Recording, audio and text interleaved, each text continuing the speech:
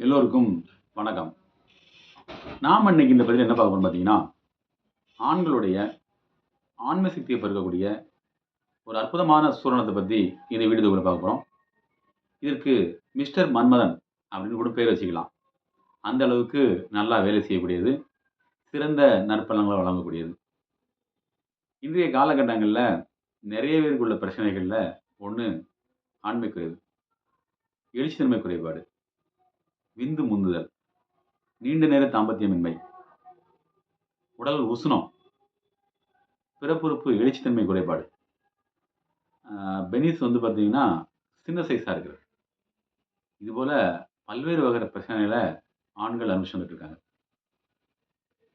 இதற்கு பல்வேறு காரணங்கள் இருந்தாலும், அத போக்குறதுக்கு ஒரு எளிமையான, நல்லா வேலை செய்யக்கூடிய மூலிகைகளும், பூக்கள், பிசின்கள் எல்லாமே கலந்த ஒரு அற்புதமான மருத்துவம் மருத்துவம் தான் இந்த மிஸ்டர் மன்மதன்.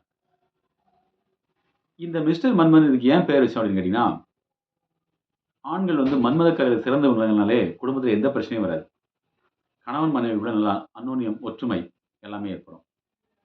சந்தோஷமா வாழ்க்கை வாழ்வாங்க. ஒரு கணவன் தன்னுடைய மனைவியை சந்தோஷமா வச்சுக்கிட்டாலே போதும். அந்த குடும்பத்தில எந்த பிரச்சனையுமே வராது. அவங்க எப்படி வேணாலும் இருந்து போறாங்க. இதுல மனைவியை மகிழ்ச்சி படுத்திட்டாலே போதுமானது. கணவன் என்ன செய்றாங்களோ அவங்க எல்லாமே சந்தோஷமா இருப்பாங்க.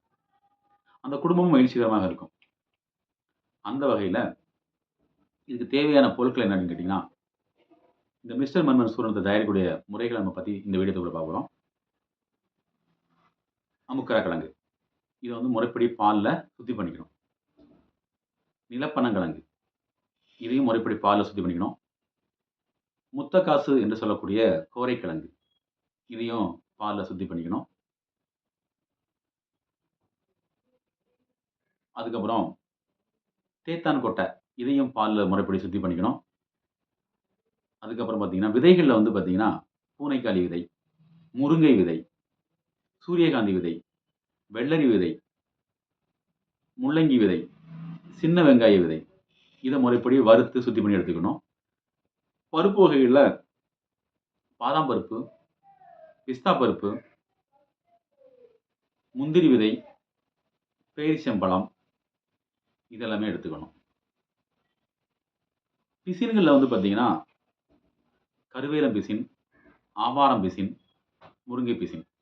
இதையும் முறைப்படி சுத்தி பண்ணி எடுத்துக்கொள்ள வேண்டும். பூக்கள்ல முருங்கைப்பூ, ஆவாரம் பூ, செம்பருத்தி பூ. இந்த 3 பூக்களையுமே சேர்க்க வேண்டும். அதேபோல ஆண்களுடைய வீரியத்தை அதிகப்படுத்துறதுக்காக வேண்டி, தண்ணீர் விட்டான் கிழங்கு. இது ஆண், பெண் மேகத்தை போக்கக்கூடியது. இது நம்ம கண்டிப்பா எடுத்துக்கணும். நத்தைச்சூரி விதை. இது மிக மிக முக்கியமானது. வறுத்து எடுத்துக்கொள்ள வேண்டும். நீர்முள்ளி விதை. இத வந்து பால்ல வேடு கட்டி சுத்தி பண்ணி எடுத்துக்கணும். அதேபோல ஓரில் தாமரை. ஓரில் தாமரைய வந்து நம்ம நிழல்ல காய வச்சு எடுத்துக்கணும். இப்ப சொன்ன கலவைகள முறைப்படி சுத்தி செய்து, அத பால்ல அவிக்க வேண்டியத பால்ல அவிச்சு, வறுக்க வேண்டியத வறுத்து, இது கூட வந்து பார்த்தீங்கன்னா, மலமிளக்கியாக கடுக்காய் சேர்த்துக்கலாம். கடுக்காய் வந்து பார்த்தீங்கன்னா, இப்ப 100 கிராம் வெல்லம் சேர்க்கிறீங்கன்னா, இது ஒரு 25 கிராம் அளவு சேர்த்துக்கலாம். திரிகடுகு என்று சொல்லக்கூடிய சுக்கு, மிளகு, திப்பிலி. திரிபலா என்று சொல்லக்கூடிய நெல்லிக்காய், கடுக்காய், தாண்டிக்காய் 3மே சேர்த்துக்கலாம். இந்த வகையில சேர்த்துட்டீங்கன்னா, இது எப்படி வேலை செய்யும் அப்படின்னு பார்த்தீங்கன்னா, உடம்புல தேவையில்லாத கழிவுகள முதல்ல வெளியேற்றும். நல்ல ரத்தத்த உண்டு பண்ணும். விந்துவ பெருக்கும். உயிரணுக்கள அதிகரிக்கும். உடல் சூட்டுவ குறைக்கும். தாம்பத்திய பலத்த அதிகப்படுத்தும்.